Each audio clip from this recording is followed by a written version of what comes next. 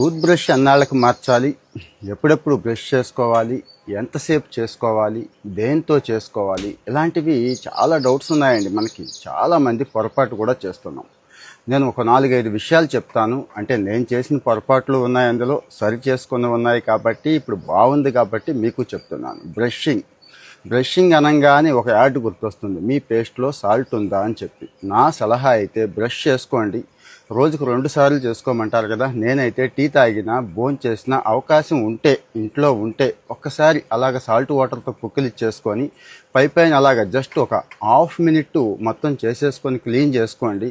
మీ పళ్ళు ఎప్పటికీ పాడయ్యే అవకాశం ఉండదు. ముఖ్యంగా చిగుళ్ళు పాడవు. ఎంత అంటే అంత నోటికి ఆరోగ్యం అండి. నేను ఒక గోల్డ్ మెడలిస్ట్ డాక్టర్స్ చెప్పిన సలహానే పాటిస్తున్నాను. ఉప్పు నీళ్లతో మీరు ఎన్నిసార్లు పుక్కిలిస్తారు అని అడిగారండి. ఆ పుక్కిలించడమే కాదు, ఇంతకుముందు నాకు చిగుళ్ళ సమస్య కూడా ఉండేదండి. రక్తం కారుతూ ఉండేది, చాన్నాళ్ళు అసలు తగ్గలేదు. తర్వాత చూస్తే ఈ చిగుళ్ళ సమస్య అనేది గుండె జబ్బులకు కూడా దారి తీస్తుంది. అంటే ఓవరాల్ హెల్త్ బాడీలో చాలా పార్ట్ల మీద ఎఫెక్ట్ చూపిస్తుంది, ఓవరాల్గా ఆరోగ్యం మీద ఎఫెక్ట్ చూపిస్తుంది అన్నారు కాబట్టి ఈ జాగ్రత్తలు చెప్తున్నాను. ఒకటి, బ్రష్ చేసుకోండి, ఉప్పు నీళ్లు పుక్కిలించేసి పైన అలా తోమేసుకోండి. ఇంకా ఏ పేస్టు వాడక్కర్లేదని నేను చెప్తానండి. ఎందుకంటారా, పేస్ట్ వాడా నేను కూడా. అబ్బో టేస్టీగా ఉంటాయి కదని చెప్పి ఆ పేస్టు చాలా పేస్టులు వాడాను. కానీ ఫ్లోరైడ్ దొబ్బిందండి. దంతాల మీద ఎనామిల్ ఉంటుంది కదా, ఆ ఎనామిల్ పోయింది. సెన్సిటివ్ పేస్టులు వాడాల్సిన పరిస్థితి వచ్చిందండి.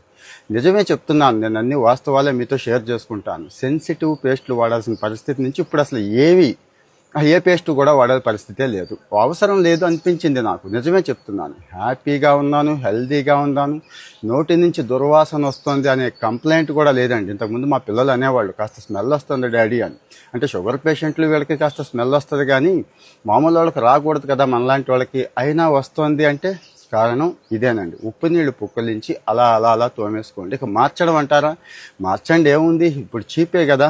ఎలాగూ అంటే నెలకొకటి, 15 రోజులకొకటి 4-5 బ్రష్లు పెట్టుకోవడంలో గొప్ప ఏమీ లేదు. కానీ ఉన్న బ్రష్ని 2-3 నెలలకు ఒకసారి మార్చేయండి. 20-25 రూపాయలకి బ్రష్ వచ్చేస్తుంది కదా.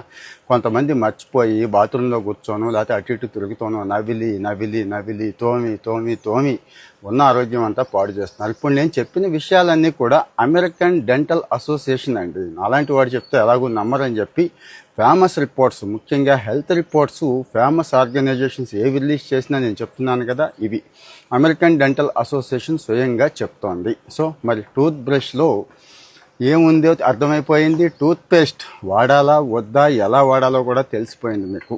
కానీ ఎన్నిసార్లు చేసుకుంటున్నారు అనేది ఇంపార్టెంట్. కామెంట్లో మీ ఒపీనియన్ చెప్పండి, ఫాలో అవుతూ ఉండండి. Thank you.